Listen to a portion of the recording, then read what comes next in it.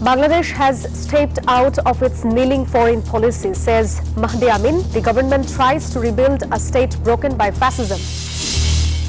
Sheikh Hasina will be brought back through legal proceedings, says Chief Prosecutor. Verdicts against 7 may come anytime.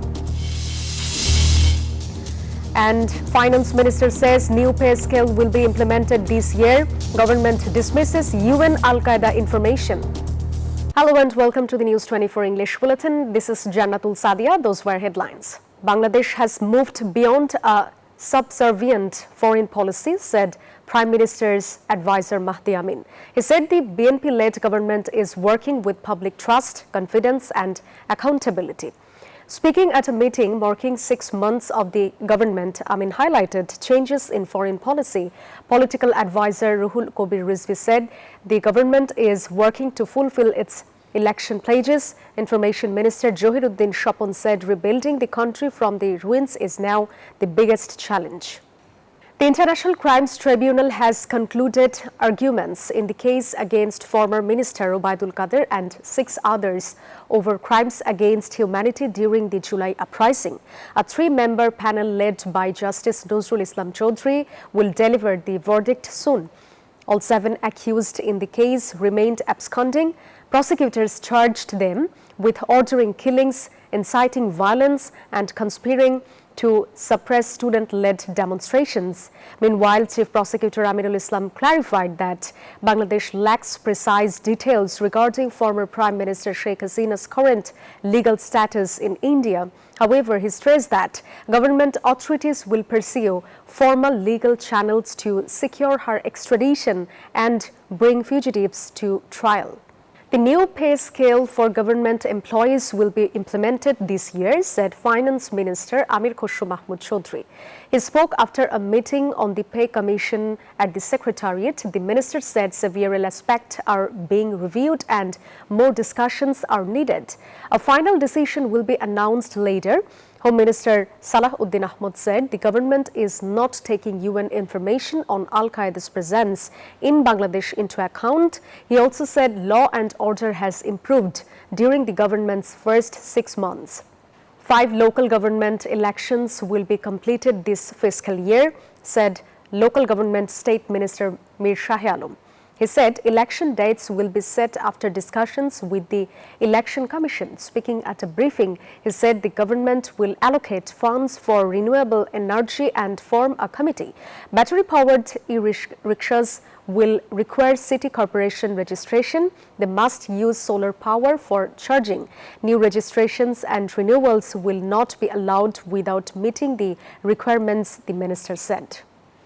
Bangladesh plans to increase jute exports to China through stronger cooperation between the 2 countries. Textiles and Jute Minister Khondokar Abdul Muqtadir said joint efforts could double Bangladesh's textile exports. He spoke at the China-Bangladesh Textile and Fashion Conference in Dhaka. The minister called for sharing experience and expertise to strengthen the textile and fashion sectors. He also said Bangladesh plans to increase jute exports to China through greater bilateral cooperation. The High Court has issued a rule questioning the removal of soil from beneath the Podda Bridge and railway.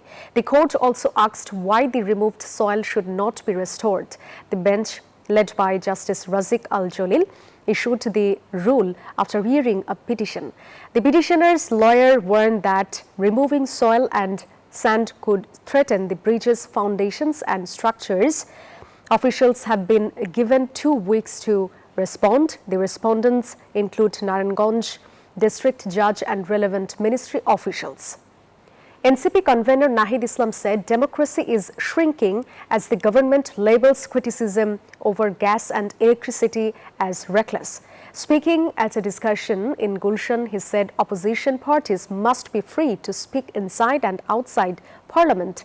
Nahid said democratic movements are being portrayed as reckless, creating a worrying narrative. He also criticized the lack of visible progress in implementing Media Reform Commission recommendations. He said key recommendations on the referendum and other reforms remain unimplemented.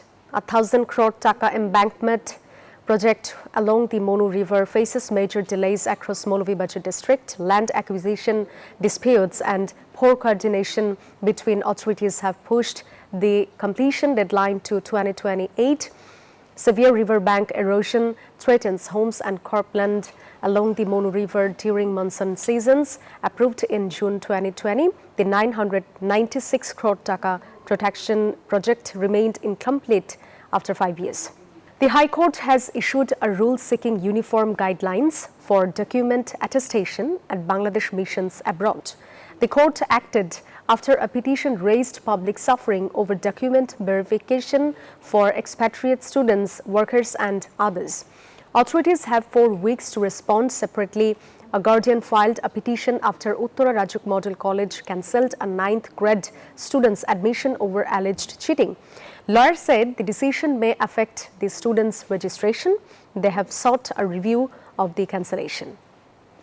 A Naranganj court has sentenced 3 robbers to death for killing university student Shimanto.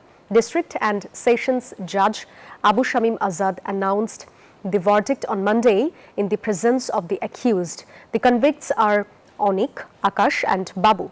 The court delivered the verdict after hearing testimony from 24 witnesses. The prosecution lawyer welcomed the ruling. Shimanto was killed on December 12 in 2024 while traveling from home to university when he was attacked during a robbery. Hilsha remained scarce in Borishal despite the peak fishing season, with low catches pushing prices higher. Fishermen said they are spending hours in rivers but returning with little fish. Traders blamed the destruction of Hilsha fry and juvenile fishing.